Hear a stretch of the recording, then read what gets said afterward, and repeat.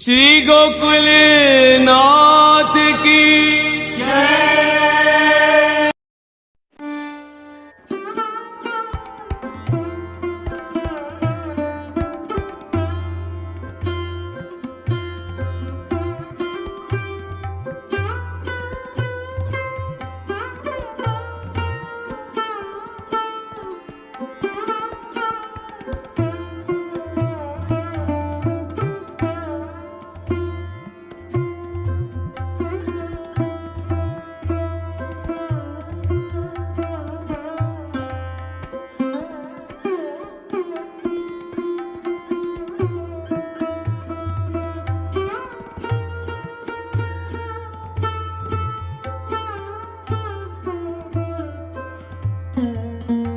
जैसे ब्राह्मण को बुद्धि प्रेरणा के लिए गायत्री मंत्र प्रकट भयो वेद में, जैसे अपने लिए श्री गोसाई बाबा ने ये गायत्री वैष्णव गायत्री प्रकट करी है। बुद्धि प्रेरक कृष्ण से पाद पद्मम प्रसीदतु ध्याना समर्थ जीवानाम अस्माकम सर्वदा स्वतः।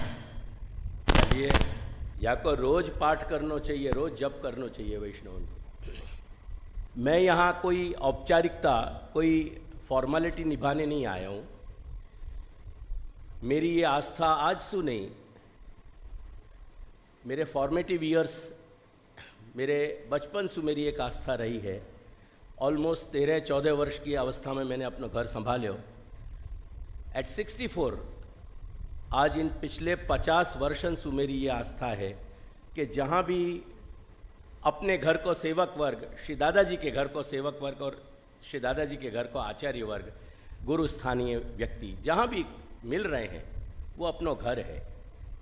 और जब में तो ये स्थान भी तुम्हारे अपने, तुम्हारा खुद को है। ये क्या लिए ये अपने अपन घर में ही बैठे हैं, कोई बाहर नहीं बैठे भए हैं, कोई घूरे पे नहीं बैठे भए हैं, जाको तुम गुजराती में उकरडा कहो।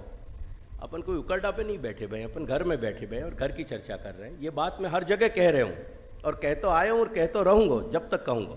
आज सवेरे मैंने आते आते एक शेर लिखे हो, तो उर्दू में शेर व शायरी मैं लिख तो रहा हूँ।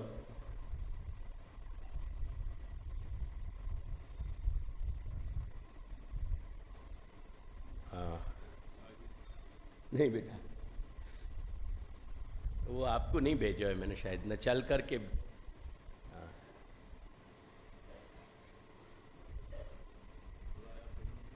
नहीं नहीं, चलकर भी रहे इश्क पर, चलकर भी रहे इश्क पर न वो हम सफर बना। ये स्नेह को मार्ग है, भक्ति को मार्ग है। चलकर भी रहे इश्क पर न वो हम सफर बना। जो संग चल रहे हो मेरे, लेकिन मेरा हम सफर नहीं बन पा रहे हो समहाउ। अगर काव्य की, पोइट्री की थोड़ी सेंसिटिविटी, थोड़ी संवेदनशीलता तुम्हारे हृदय को स्पर्श करती हो तो स्पर्श फील करियो। चलकर भी रहे इश्क पर न वो हम सफर बना। हैरान हूं मैं ज़मीर, हैरान हूं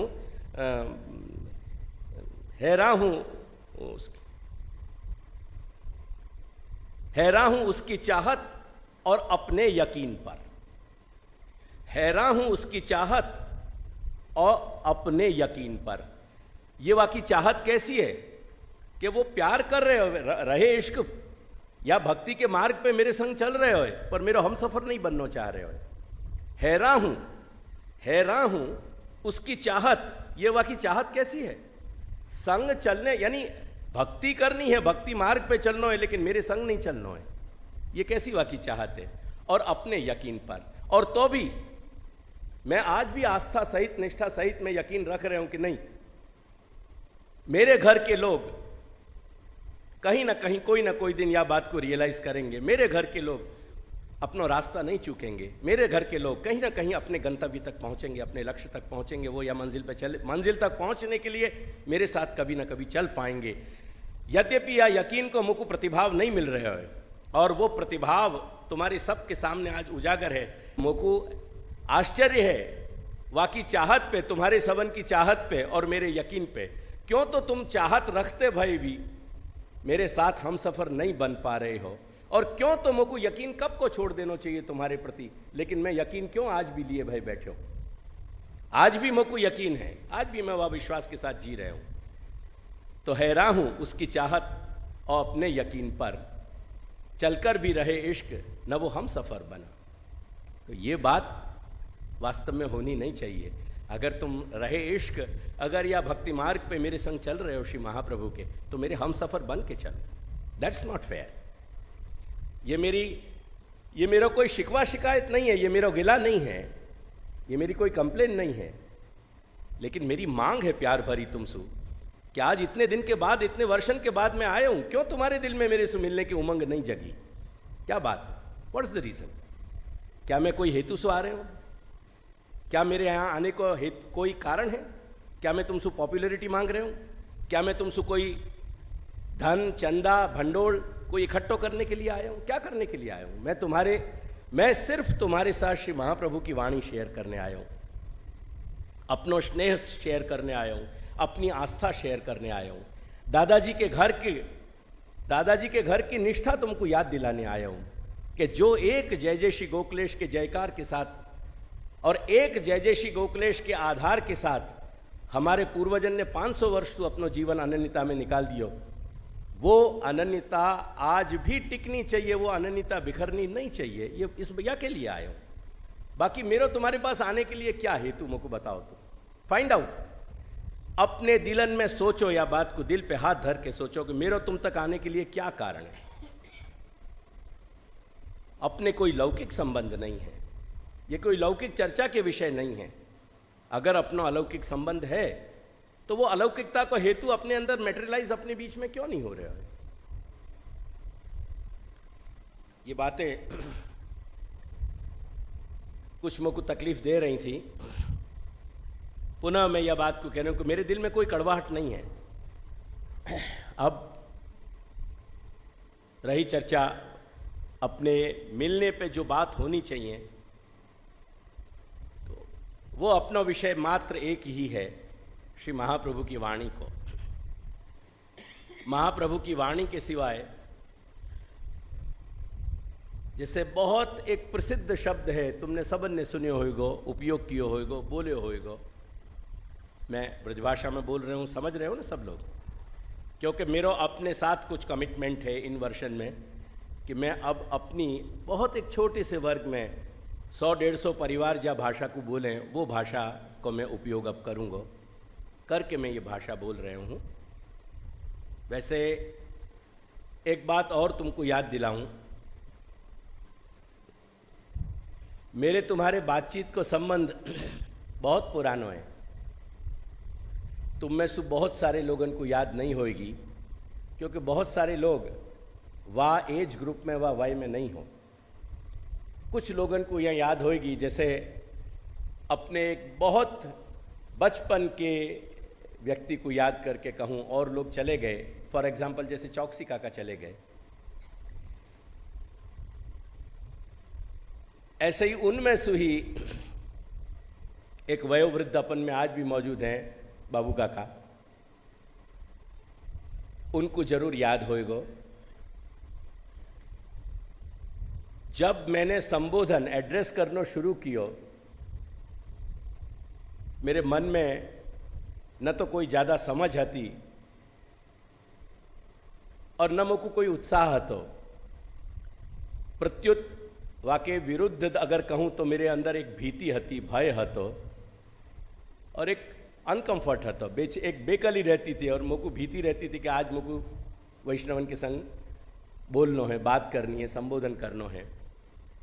वो मेरी जो 13, 14, 15 वर्ष की अवस्था हती और मेरे बहुत ही शुरुआत के दिन हते। उन दिनन में गोधरा एक मुख्य केंद्र रहो मेरो। मैं अपने मातृचरण के संग यहाँ बहुत आयो। ऐसी परिस्थिति के जब रहने लायक भी परिस्थिति मंदिर में नहीं हती, उन परिस्थिति में, उन कठिनाइन में भी हम रहे यहाँ। और उन कठिनाइन में मैंने अपने जीवन के या आचार्य स्थान की यात्रा प्रारंभ करी। 1963 में मेरा यज्ञोपवीत भयो और 13 वर्ष की अवस्था में मैं आचार्य स्थान पे बैठो। वह बखत जब संबोधन करतो तो मैं गोधरा में या लिए तुमको याद दिला रहा हूं कि आज जो मैं तुमसे बातचीत कर रहे हूं वो नई नहीं है। तुमको लगती होगी ये बात, लेकिन मेरे मन में कोई अपरिचय नहीं है। तुम्हारे हृदय में अपरिचय हो सके, पर मेरे दिन में तुम्हारा प्रगाढ़ परिचय है। तुम्हारे पुराने जनरेशन को मेरे दिल में प्रगाढ़ परिचय है। तो और जब बहुत कभी कभी भीति होती मोकू, तो बलदेव पुराणी तुम्हारे यहाँ थे। श्री बलदेव पुराणी मोकू कहते कि बाबा आप क्यों भय कर रहे हो, मैं आपके संग खड़ा रहूंगा, आप बोलो। मैं वो संस्मरण अपने याद दिला रहे हूं कि अपने श्री गोकुलनाथ जी के घर में, श्री गोकुलनाथ जी की सृष्टि में, दादाजी की सृष्टि में कुछ एक बड़े सत्पुरुष हते, कुछ एक बड़े ज्ञानी हते, पंडित हते। उनमें से बलदेव पुराणी हते। जैसे श्री बाल मुकुंद पुराणी वीरपुर में, जैसे श्री नरोत्तम पुराणी कपड़वंज में, ऐसे ही श्री बलदेव पुराणी यहाँ थे। और इनकी उपस्थिति में मैंने तुम लोगों से बातचीत प्रारंभ करी, तुम्हारे यहाँ के या मेरे गोधरा के परिवार से, मेरे गोधरा के समाज से। ये मेरा परिवार है, तो यहाँ कोई नई बात नहीं है ये। तो मैं ये कहना जा रहे हो तो कि तुमने एक शब्द बहुधा प्रायः सुने होगो। मेरे शब्द समझ में आ रहे हैं ना? सबके नहीं आ रहे हैं? बस मेरे संग संवाद करियो। मैं बहुत जो भाषण या प्रवचन की शैली है ना, न तो वो मैं पसंद करूँ, न फॉर्मेलिटी करूँ, मुझको पसंद है। कभी जब मेरे पहले या पीछे कुछ बोले हो जाए और परिचय दियो जाए, वो मुझको बहुत अच्छा नहीं लगे। तो हमें मुझको कष्ट हो कि मेरे घर परिवार को मेरा परिचय क्यों दियो जा रहे हो। अगर मेरा घर परिवार मेरे संग अपरिचित है, I don't have any reason, I don't have any business to come down here. यहां आने को मेरे कोई प्रयोजन नहीं है अगर मेरा परिवार मेरे से अपरिचित है। और अगर मेरा परिवार है और वो परिवार मेरी झंखना रख रहे हो, तो वह को परिचय की कोई जरूरत नहीं। तो ये फॉर्मेलिटीज मुझको पसंद नहीं है हमें। तो अपन बातचीत कर रहे हैं, अपन घर में बैठे हैं, अपना एजेंडा क्लियर कर रहे हैं, अपन कोई भाषण प्रवचन नहीं कर रहे हैं। और वैसे भी मैं उपदेशक की शैली में बहुत कम बोलूं ही नहीं हूं प्रायः। उपदेशक तो श्री महाप्रभु हैं, उभय श्री प्रभुचरण हैं और श्री दादाजी हैं अपने लिए। मैं एक शिक्षक हूं और मैं एक टीचर ही रहना चाहूं।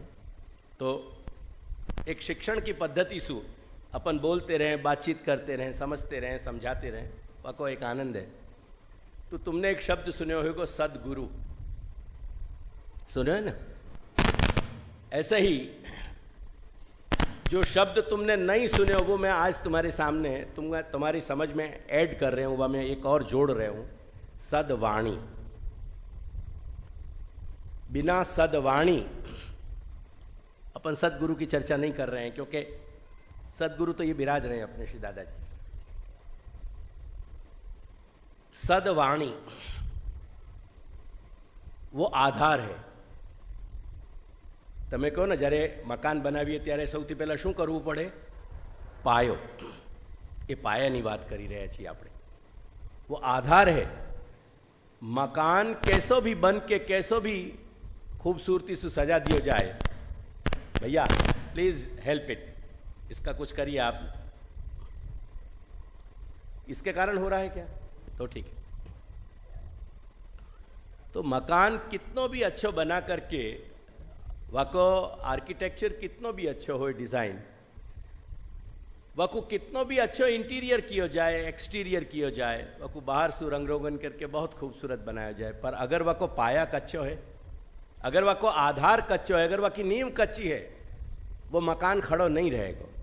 एग्जैक्टली बिल्कुल अपने साथ अब यही हो रहे है। अपन से ऊपर की जो जनरेशन आती ना 60+, ये बाबू काका की जो जनरेशन आती ना, वह जनरेशन को ज़्यादा तकलीफ नहीं आती, क्योंकि वह जनरेशन को जो शिक्षण हतो, वह जनरेशन को जो एटमॉस्फियर यानी वातावरण हतो, पूरो एनवायरनमेंट हतो, सामाजिक ढांचा जो हतो, पारिवारिक ढांचा जो हतो, वो सब के सब कंडूसिव हते। वो अच्छाई को ज़्यादा अंदर लेते थे, बुराई को ज़्यादा एब्जॉर्ब नहीं कर पाते थे। ऐसा नहीं कि वाबकत के समाज में कोई तकलीफ नहीं आती, हर समाज में रही हैं आदि अनादिकाल से। कोई समाज कोई समय पे कहीं राम राज्य रहे होए ऐसा नहीं है। राम राज्य में भी इतने सारे उपद्रव भय हैं कि करके अपन को राम राज्य की बात याद आवे, करके अपन अगर रामायण देखें तो हमें बहुत सारे उपद्रव अपन को दिखाई देंगे। तो हर समाज में ये दूषण रहे, लेकिन पुराने समाज में अच्छाइयाँ ज़्यादा आती, बनस्पत या कि जो बुराइयाँ हैं करके उनके जनरेशन में ये तकलीफ नहीं आती। अपने जनरेशन में अपना पाया मजबूत नहीं है। आज जो मकान बन रहे हैं ना, वो जैसे सारे भेड़ सेल मटेरियल्स बन रहे हैं ना, और जैसे वो 50 वर्ष भी अच्छे नहीं टिक पावे, पुराने मकान 200 300 वर्ष टिक जाते थे, ऐसी स्थिति अपनी हो रही है सबन की। मैं बोल रहा हूं, मेरी बात में सब समझ पा रहे हो ना? बस तो समझने को प्रयास करियो कि आज के देश काल परिस्थिति ने सब ने अपने पाया को कमजोर बना दिया है। आज को शिक्षण है जहाँ शिक्षण में कोई मूल्य नहीं है। मैं या बखत शिक्षा की चर्चा नहीं करने बैठे हूँ, मैं या बखत कोई और उपदेश देने नहीं बैठे हूँ, मात्र तुम्हारा ध्यान दिला रहे हूँ। आज को जो शिक्षण है वो टेक्निकल इंफॉर्मेशन बहुत दे रहे हो।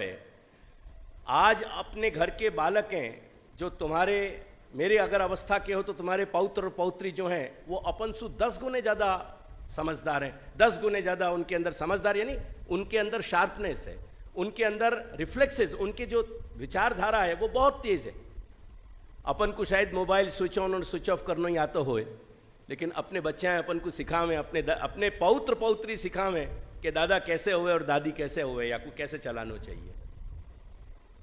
तो उनके रिफ्लेक्सेस बहुत फास्ट हैं, उन पर टेक्निकल इंफॉर्मेशन बहुत ज़्यादा है, लेकिन एक चीज़ जो उनमें से ड्रेन हो रही है, एक चीज़ जो उनके अंदर ख़त्म हो रही है, वो है मूल्य।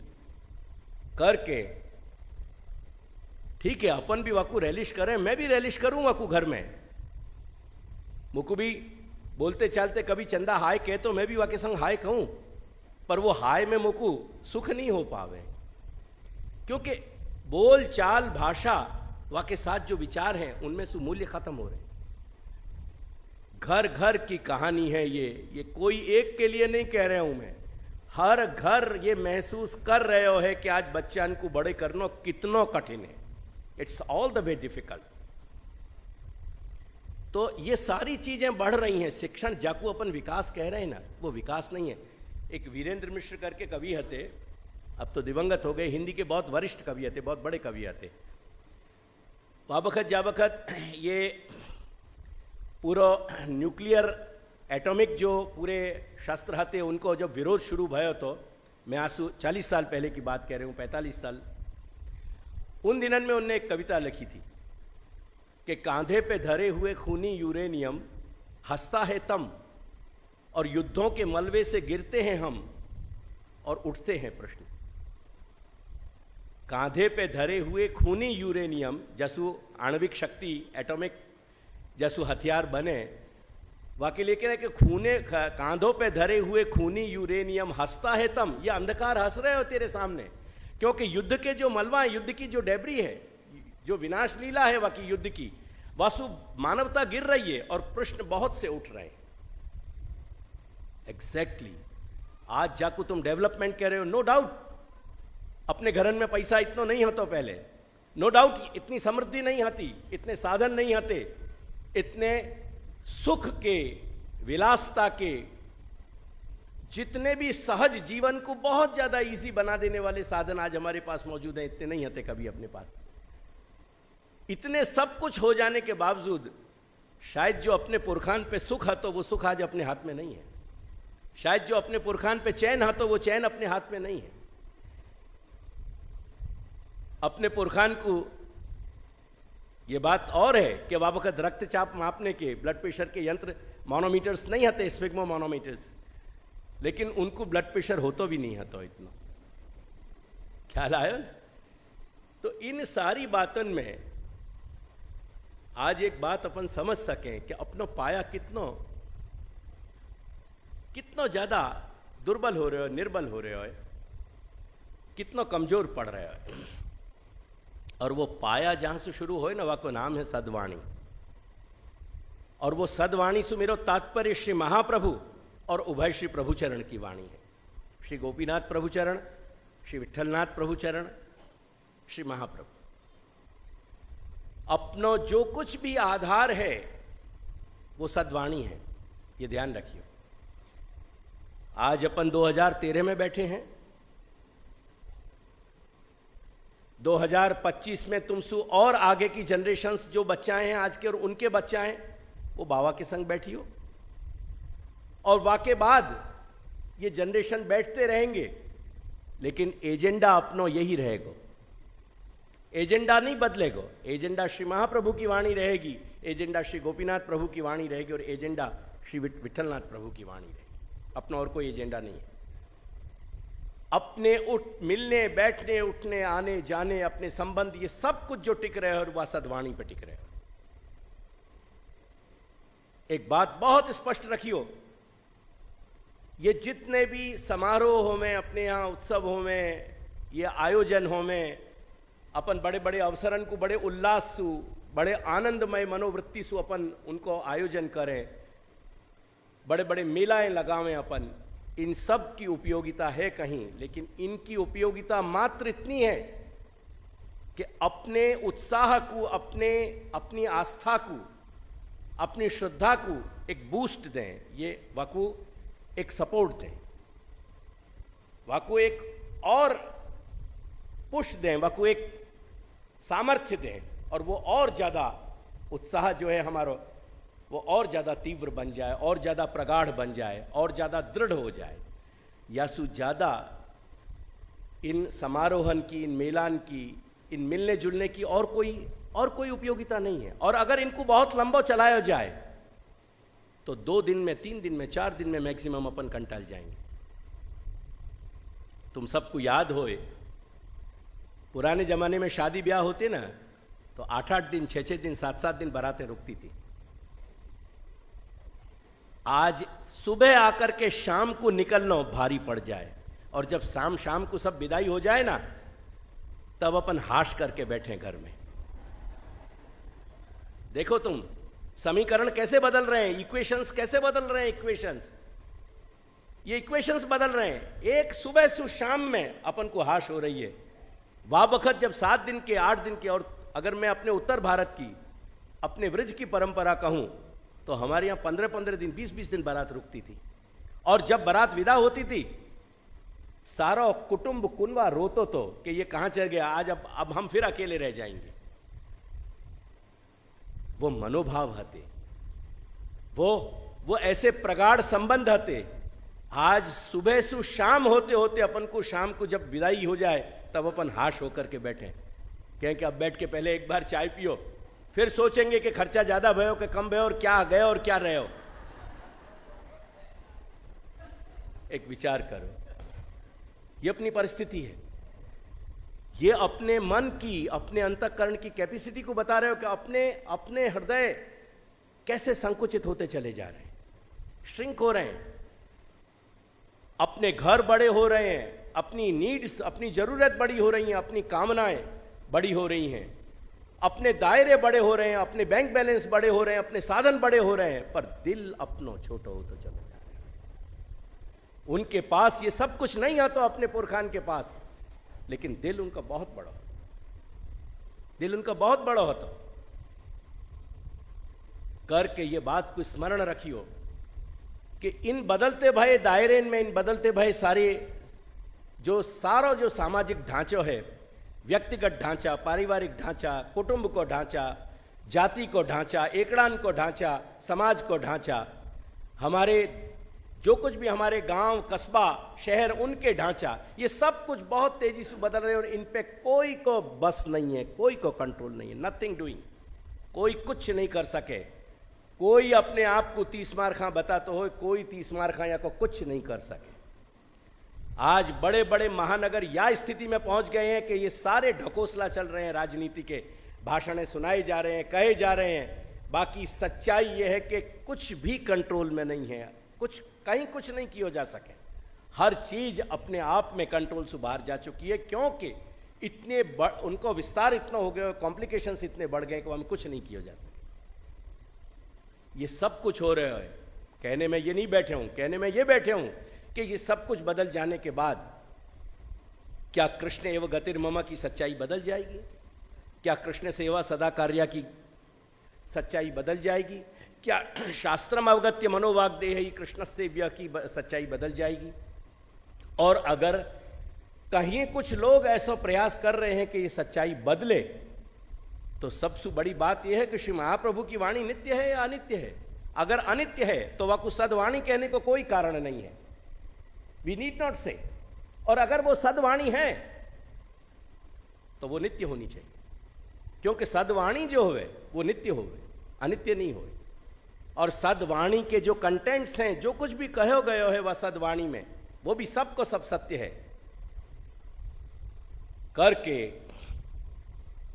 जैसे तुम्हारे बहुत, ये बात मैंने, जो कि देश के बहुत सारे हिस्सान में घटित हो रही है, पर्टिकुलरली पंजाब और ये जो उत्तर भारत में हमारे प्रांत हैं जो नज़दीक हैं वहीं के, उनमें बहुत कुछ हो रहा है, लेकिन उनसे मेरा परिचय नहीं है। लेकिन गुजरात में जरूर मैंने ये बात देखी कि एक गामड़ा की भी छोरी ब्याह के जब अमेरिका पहुंच जाए और फिर 2 या 3 या 4 साल के बाद लौटे, तो वह को देख के एक बहुत बड़ा आश्चर्य हुआ है। इट्स मोस्ट अमेजिंग कि वो गामड़ा की रही भाई छोरी 4 वर्ष के अंदर अमेरिकन लाइफ में एडप्ट हो गई। दैट्स द ब्यूटी, वो खूबसूरती है। बहुत सारी चीज देख रहे हूं मैं, पर्टिकुलरली जिन गांवों से मेरा बहुत परिचय, उन गांव के ऐसे लोग, नॉट नेसेसरीली कि अंग्रेजी पढ़े हुए हों, वो बच्ची, वो स्त्री या वो लड़का या लड़की अंग्रेजी पढ़ी हुए हों, ये जरूरी नहीं है, लेकिन वहां जाके एडप्ट बहुत जल्दी हो जाए। मैं भी यही कहना चाह रहा हूं कि एडप्शन की ताकत आज भी हमें मौजूद है। हम हर तरह की परिस्थिति में अपने आप को ढाल सक रहे हैं, बस यही मनुष्य की मनुष्यता है, यही फ्लेक्सिबिलिटी।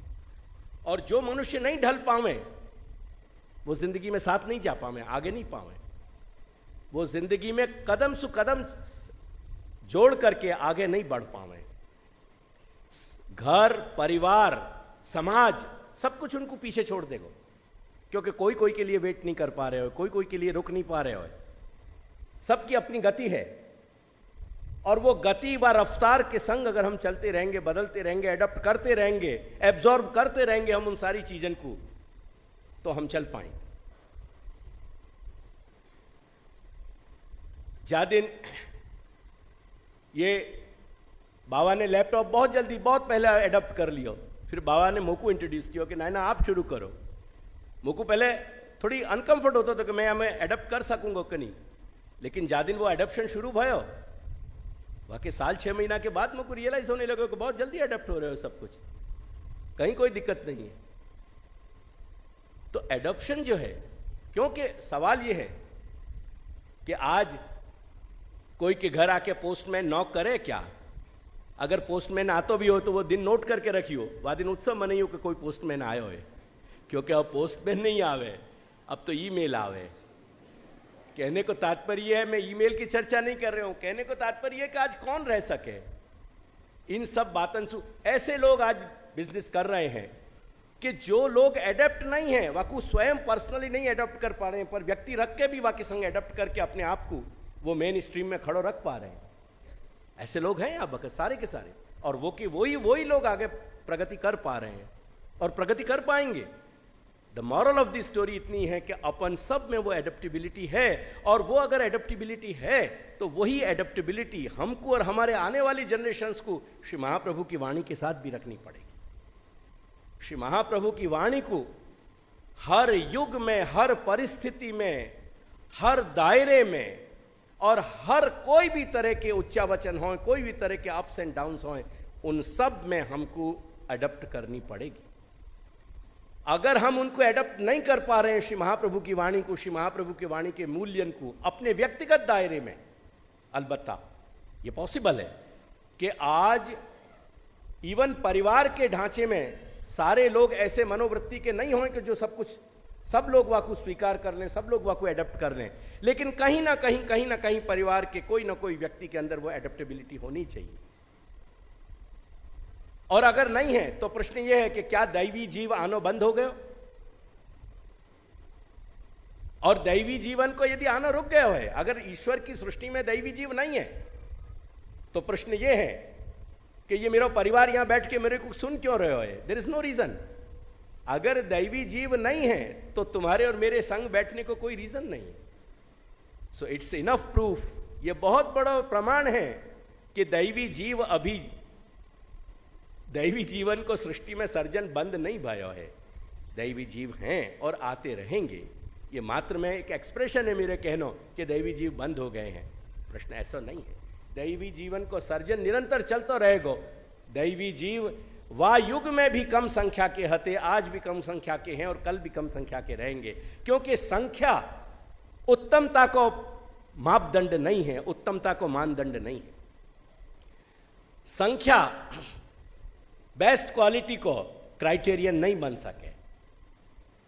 या लिए जो भेद है संख्या को, वो संख्या को भेद रहेगा और भेद रहना चाहिए, मैं कह रहा हूं, क्योंकि अगर पुष्टि सृष्टि में भी भेद, अगर भीड़ बढ़ गई तो श्री महाप्रभु को एक स्टेटमेंट बहुत मुश्किल से समझ में आवेगा। मेरी बात समझ रहे हो? अगर ये सृष्टि, अगर ये भीड़ बढ़ गई तो श्री महाप्रभु को एक स्टेटमेंट ऐसा है, जब मैं याद दिलाऊं, तुम पाठ करते होगे, जो लोग उनको याद होएगो, कुसृष्टि रत्र वा उत्पद्येत स वै ब्रह्मः। श्री महाप्रभु स्पष्ट आज्ञा करें कि मेरे घर में, मेरे मार्ग में कहीं कुसृष्टि उत्पन्न होगी, ये तुम्हारा भ्रम है। दूसरे इनको कह रहे हैं रूल आउट, ये डाउट को रूल आउट कर दीजिए। मेरे घर में, मेरे जीवन में कोई कुसृष्टि नहीं है, कोई तरह के आसुरी जीव पैदा नहीं हो रहे हैं। तो जो सृष्टि सत सृष्टि है, सद सृष्टि है जाकू कहें, वो सत सृष्टि हमेशा संख्या में थोड़ी रहेगी। और जो सत सृष्टि है वह को आधार हमेशा सतवाणी रहेगी। अगर सदवाणी नहीं रहेगी तो सत सृष्टि नहीं हो सके। सत सृष्टि और सदवाणी वो दोनों एक दूसरे के लिए अनिवार्य है, क्योंकि सत सृष्टि को जो पोषण मिलेगा वो सदवाणी से मिलेगा, और सदवाणी को जो स्वीकारेंगे वो सत सृष्टि होगी। असत सृष्टि को नहीं स्वीकारेगी। एक बात ध्यान रखिए, ये सदवाणी को जो हमारा पाया है, आधार